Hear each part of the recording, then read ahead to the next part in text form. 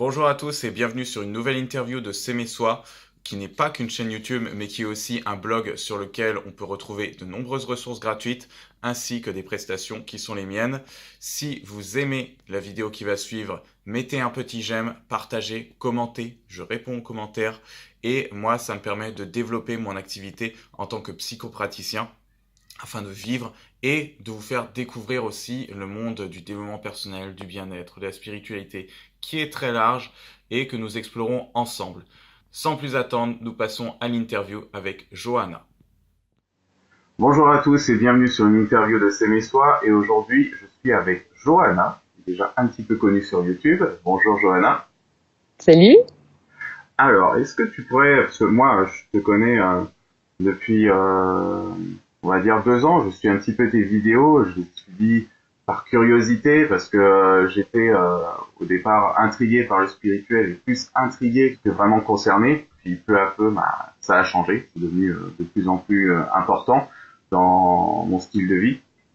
Donc, est-ce que tu pourrais te présenter pour les personnes qui ne te connaissent pas en quelques lignes, rapidement? C'est dur, en quelques lignes. Dans ma vie de tous les jours, je suis thérapeute holistique, donc je soigne les gens, les mémoires cellulaires, tout ça, donc tout ce qui est énergétique. Et sinon, je fais des vidéos sur YouTube, j'écris des livres, je fais plein d'autres trucs à côté. Ouais. Mais principalement, je suis thérapeute et j'aide les gens à se retrouver et à se trouver eux-mêmes. Voilà. Ok, c'est déjà bien. C'est déjà. Ouais, justement, au niveau de ton activité, peux-tu nous parler de ce que tu fais concrètement dans la thérapie et puis même si tu peux parler des à côté, voilà, comment tu organises ça, comment tu vis dans la vie de tous les jours. Tu parles de comment je soigne les gens Ouais. ou de... Ouais, ok. Oui, on va dire. Alors déjà, je veux jamais rien savoir sur les gens avant que je les soigne, Ouais. parce que j'ai pas envie d'avoir leur point de vue du mental avant de moi voir ce qui se passe au niveau énergétique. Parce que par exemple, toi, t'as un problème, tu vas jauger que c'est parce que ton travail te pèse, etc., et que donc t'as mal au dos. Je suis en train de te faire un truc super d'accord. grossier. Et moi, je vais voir que au niveau énergétique, ça vient de bien d'autres choses qui viennent, ça se trouve de l'enfance avec ton père, blablabla, etc. Et donc, en fait, on va aller trouver bien plus loin la racine des problèmes. Mon but, c'est pas de soigner ce qui se passe sur l'instant, c'est d'aller trouver vraiment la base du problème et la création du problème dans ta vie pour pouvoir l'éradiquer de manière définitive. Voilà. Donc c'est de cette manière que je travaille. Donc dans un premier temps, je veux jamais rien savoir sur le patient pour voir ce que moi je peux voir au niveau énergétique. D'accord. Donc du coup, ça veut dire que sans rien savoir sur la personne, tu as un ressenti, comme si tu te connectais à quelque chose dans le subtil d'elle, et puis tu as les informations. Je sais pas si on peut appeler ça qu'un ressenti parce que ça va au-delà du ressenti. J'ai clairaudience et clairvoyance. En fait, clairaudience et clairvoyance, c'est comment expliquer ça en quelques mots. C'est le chakra du troisième œil. Je sais pas si les gens qui regardent tes vidéos savent vraiment ce que c'est les chakras, etc. Je peux parler de ça. Le troisième œil, ça peut, ça parle. En général. Ouais, ça parle. C'est le troisième œil qui est plus développé et qui fait que on a des infos de notre part divine qu'on appelle le soi et d'autres personnes désincarnées. On va les appeler des fantômes. Ça parle à tout le monde, mais des fantômes qui ont plus d'infos que les fantômes lambda que papier et mamie qui sont morts il y a 10 ans. Donc c'est pas ces fantômes-là, c'est d'autres fantômes qui ont des infos au niveau énergétique et moi je capte ces infos-là. Donc en fait c'est pas que du ressenti, c'est plus subtil et un peu plus compliqué que ça, mais c'est l'histoire du troisième œil qui fonctionne plutôt pas trop mal. D'accord, ok. Voilà.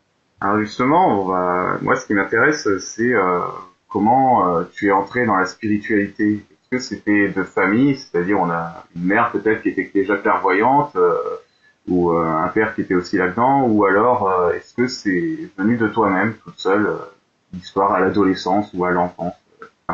Alors, mes parents, mais alors pas du tout, mais pas du tout. Je soignais ma mère quand elle avait mal au dos quand j'étais gamine parce que en tant que gamin lambda, t'as envie, tu vois tes parents qui souffrent, t'as envie de les soulager. Donc déjà ça marchait.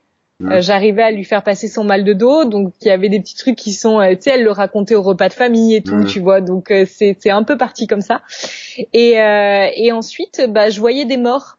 Et je disais à ma mère, maman, il y a quelqu'un dans la chambre. Et elle me disait, non, il y a personne. Je dis, mais si, la mamie, elle me souffle sur le visage quand je m'endors. Et elle me disait, non, il y a personne. Et en tant que gamin, toi, ton parent, il est figure d'autorité. Donc, en fait, tu crois que ton parent, il détient vérité. Et entre mes 6 ans, où ça s'est passé approximativement, et mes 17-18 ans, il s'est plus rien passé. Parce que ça s'est coupé totalement, parce que je faisais confiance à ma mère et que du coup pour moi elle avait raison et que donc voilà, ça s'était bloqué. Et après j'ai recommencé la méditation, etc. quand j'avais 17 ans à peu près. Et en 2009 j'ai fait une montée de Kundalini fulgurante dont je me serais bien passée. Il n'y avait pas le choix, fallait que je me réveille. Et ça a été radical, c'est ce qui a fait que je me suis réveillée, où il y a clairaudience, clairvoyance qui sont développées, mais de manière radicale, quoi. Donc voilà. Est-ce que tu peux définir la montée de Kundalini? Oui, j'ai vu une kinésiologue parce que j'avais des petites crises d'angoisse, tu sais, juste la petite boule que t'as au niveau du plexus où t'as pas trop envie d'aller travailler. Je suis allée la voir pour ça. Elle m'a dit, ça peut être pire dans les 48 prochaines heures, tu peux te sentir un peu plus stressé. Et puis en fait, 2 jours après, j'ai fait des crises d'angoisse comme je n'en souhaite à personne.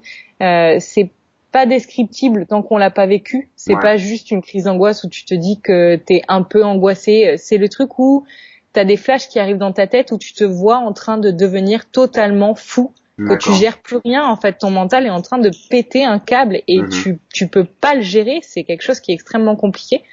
Je pouvais plus aller au travail, j'ai dû arrêter de travailler, j'ai démissionné, j'ai largué mon copain, j'ai lâché mon appartement. En fait, j'ai tout envoyé péter parce que en fait c'est une bombe dans ta vie qui fait que tu ne supportes plus rien de ce à quoi tu t'étais identifié auparavant. Donc c'est extrêmement la montée de Kundalini, franchement c'est vraiment quelque chose. Les gens qui me disent oui, est-ce que tu peux, parce que j'ai fait une vidéo sur la Kundalini et qui me disent tu peux m'expliquer comment on l'a fait monter, et je leur dis mais ça va pas. Pourquoi tu veux faire ça? Laisse-la monter tranquille. Dans tous les cas, chez tout le monde, elle monte dans tous les cas de manière tranquille, lente et de manière fluide. Et puis quand tu te réveilles pas à temps ou qu'il faut que tu te réveilles de manière un peu plus musclée, c'est soit un choc émotionnel qui va la faire monter d'un coup, soit par exemple un soin, donc voilà, c'est une montée d'énergie qui part du chakra racine et qui brûle ton corps de l'intérieur. Je peux pas décrire ça autrement. Il y a une jolie phrase en yoga Kundalini qui dit le feu de l'esprit brûle les corps de ceux qui ne sont pas prêts. Et c'était clairement ça. D'accord. Ça, j'ai brûlé de l'intérieur. C'était une nouvelle personne, quoi. Tu peux pas. Voilà, t'es plus ce que tu étais. Un renouvellement total des perceptions de ce qu'on est.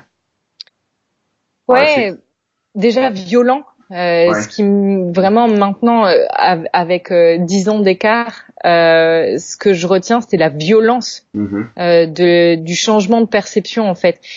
Quand j'étais dans la rue, je me rappelle que j'étais en scooter à l'époque et que quand je m'arrêtais au feu et que mon mental n'était plus concentré sur le fait de conduire, s'il était plus occupé à quelque chose, j'avais des pensées qui arrivaient où je me disais mais mon Dieu, je veux pas être comme tout le monde, je veux pas avoir une vie de métro boulot dodo, une maison à la campagne, un chien et 2 enfants. C'était le truc où je me disais mais je préfère mourir que d'avoir cette vie-là. Je veux pas être comme tout le monde.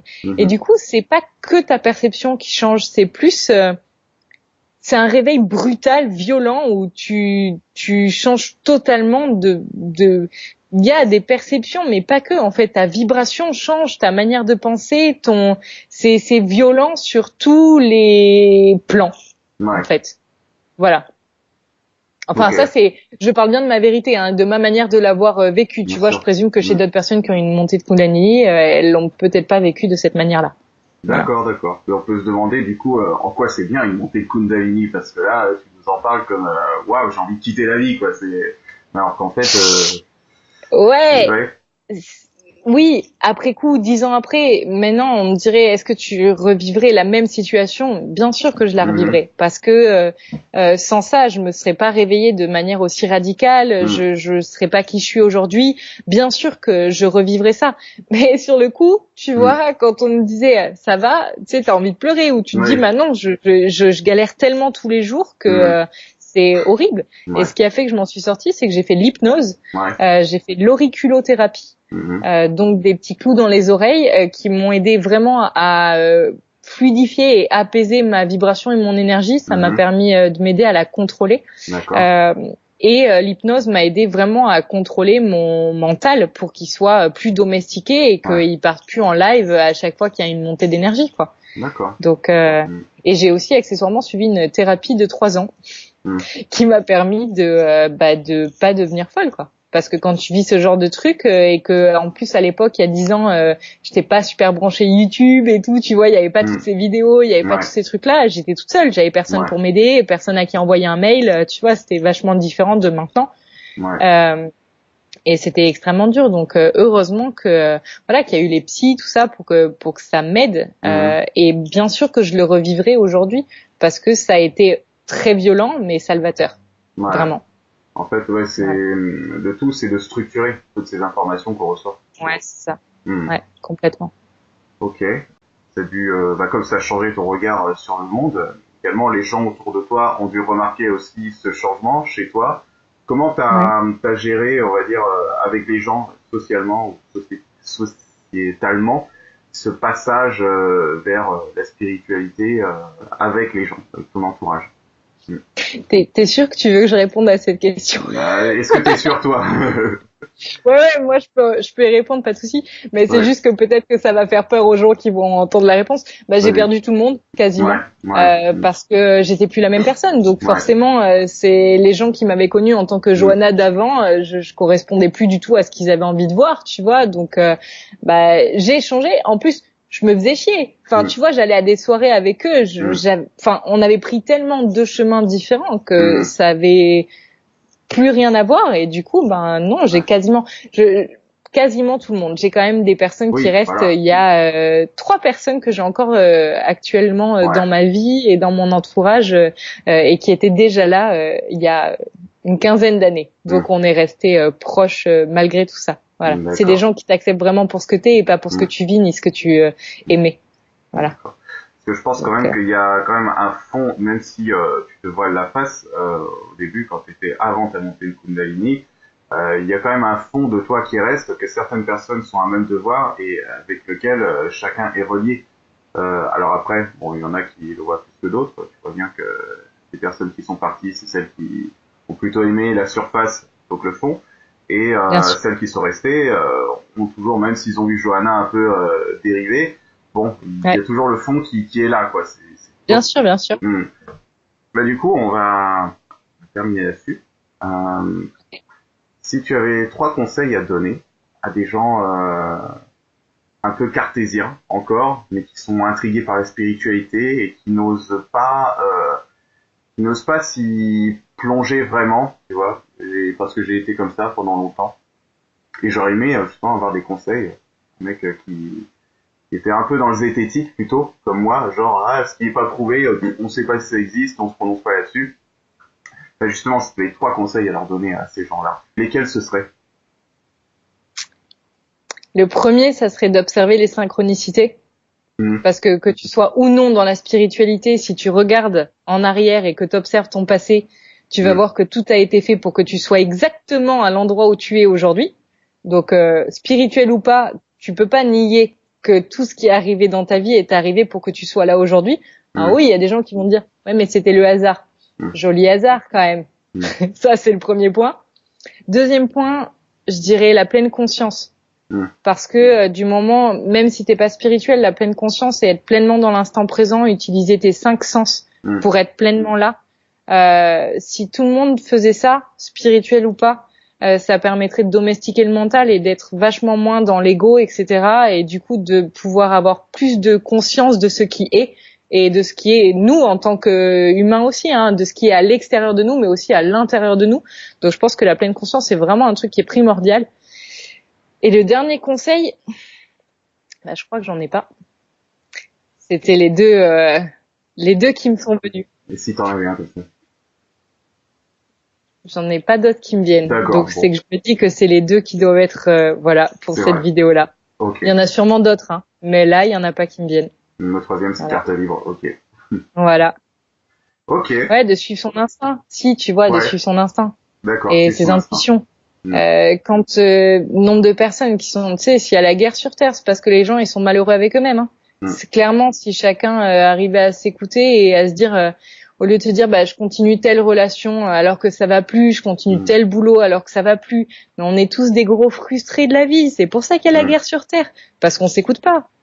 Mais clairement, si chacun s'écoutait un peu plus et surtout suivait ce qu'il ressent à l'intérieur de lui, on serait tous bien plus heureux avec nous-mêmes et donc bien plus heureux avec les autres. Mhm. Voilà. Une sorte de communication authentique Avec soi. avec soi. Ouais, carrément. Carrément. Très bien. Eh ben, Johanna, je n'ai pas plus de questions, même si on pourrait prolonger cette interview, mais voilà, on reste sur ce format. Je te remercie. Avec plaisir.